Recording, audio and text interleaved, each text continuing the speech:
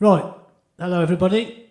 We're interviewing for the second time Auntie Lil, and the date today is the 3rd of January, and we're now in the year of 2018. And I've got Auntie Lil with me now, and she's going to tell us a few more stories regarding Rugby Town as it was when Auntie Lil was only a young girl. So, hello Auntie Lil. Hello. And first of all, I'm going to ask you, when were you born? What's your date of birth? 1st of the 10th, 29. So that makes you how old? Well, I'm 87. You're 87 now. Yes. So it's 11 years on since we did our last interview together. Yes. And now you're 87. Yeah, I'll be 88 in October. 88 in October, and you're still looking well and strong, which is great.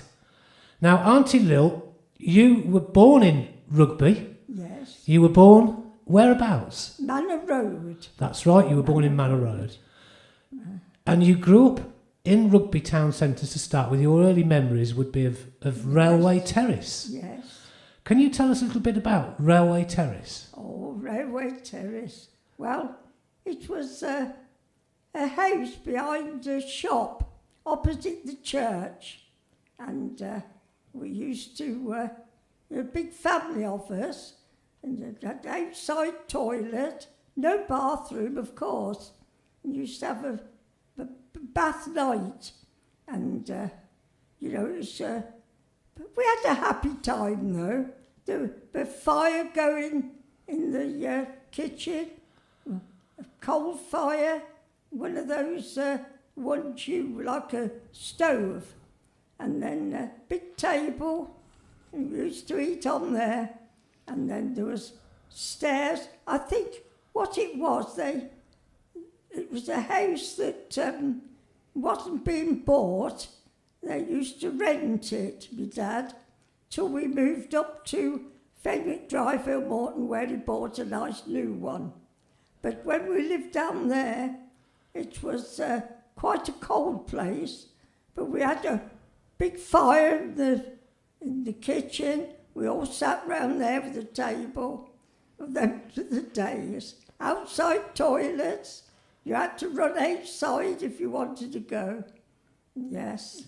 And that was all those years ago when you were living in small, Railway yes. Terrace, when you were only little. You're 88 years old now. Yes. So it's a long time ago. Oh, it's our job to remember everything. They were harder times then, Auntie Lil, weren't they? They were, yes. But were they? We managed. We had good food, and we had one or two aunties, my dad's sisters, that sort of kept us going a bit. But it was a hard time. But we managed. They were hard times but happy times. Yes. Now, what did you do when you got into your teens and you became sort of a little bit more independent from your family, your mum and dad, and you'd perhaps go out looking for entertainment? Can you give me some idea of entertainment, when you were younger? What would you do? Well, when we were young, very young, we didn't have a lot of entertainment because we were all in bed by a certain time. But when we moved up to Fenwick Drive, that's when we went to the Rogers Hall. We had some good nights. And then when we were teenagers, we all went to the Co-op Hall. There was a dance on till 12 o'clock, and it was really good. They had all the soldiers in there and everything. We sang all the songs. And then there was a chap. He was a barber, and he run a sort of nice concert. And it was the London Pride at the Co-op Hall, and we sang all the songs London Pride, all the songs Vera Ling sang, and all those.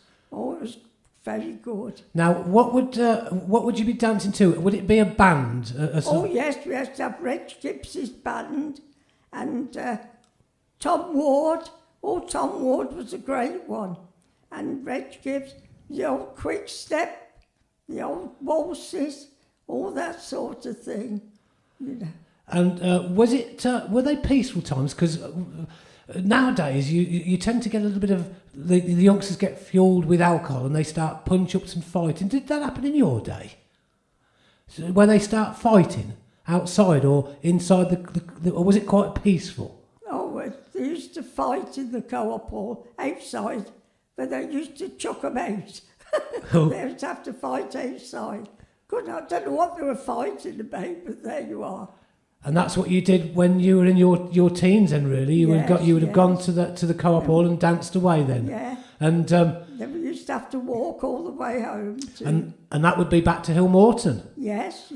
And you remember Hill Morton, and you remember your mum being upset about the bombing of Coventry. Oh my goodness, that was the night. Well, they used to have these brick air raid shelters on the green, and we all went up there, and my mother was a bit hysterical, you know. She used to shout, "They're coming for us, they can have us." Of course they were. We looked out the window, I said, "Don't be so daft." And I started singing to shut her up. Anyway, I was only about 11, cried. And then we looked out, we saw all these lights over Coventry, and all the lights, you could see the bombs coming down. And there was our mother screaming her head off, thinking they were coming for us. We were very, very lucky. And how many people would have been inside the bomb shelter, which presumably was on the green? Was it on the green of Deering's Road? Yes. And no, this was up Fenwick Drive. On Fenwick Drive. When the war started, you know, during the war. And then we, because I was only young, all of us, and we sat there, it was quite cold, so we never went to bed that night. Some of them said, "Oh, blow this," and they went off to their own homes and, you know, got into bed. They didn't care. It was funny, that. How many people would have been inside the bomb shelter, Auntie Lil, with you? Well, there was quite a few. There must have been about 20. Oh, yeah, crikey, so there's all them people crammed into a bomb shelter. It was a brick-built bomb shelter, I presume, then? Yeah, it was a proper, you know, like a shelter. But it wasn't in the ground so much. It was, you know, built on the green. So we felt safe there. And then afterwards, we went outside to see all the lights over Coventry and seeing the bombs coming down. Oh, yes, it was The aeroplanes used to come over and they'd make a droning sound, wouldn't Yes, they? And you could yes. hear the aeroplanes. Yeah, we all said, "They're coming, they're coming." They thought they were coming for us. But of course, there was only 1 or 2 bombs dropped at the top of Bridget Street. Excuse me. And at the top of Bridget Street, there was 1 or 2 bombs dropped there. There was one that fell on the club in Dunchurch as well. Yes, Dunchurch, and the top of Bridget Street. So So we were very lucky. when you sang to your mum to calm her down, Auntie Lil, Yeah. what would you have sang to her? What did you sing to her? What song would it have Oh, been? there'd be bluebirds over. Oh, yes. White cliffs of Dover. Yeah. Sang all Vera Lynn's song, because I had a good voice then. And did everybody join in with you, like with a community yes, we spirit? all joined in. Excellent. There we were, all these Fenwick Drive people. Oh, we were all sort of friendly and we knew each other. And there we were all singing, "There'd be bluebirds over the white cliffs." And when you look back, you could see it was quite funny, really. Oh, yeah. It would have been exciting, I suppose, in a strange sort of way. Yeah. Oh, bless.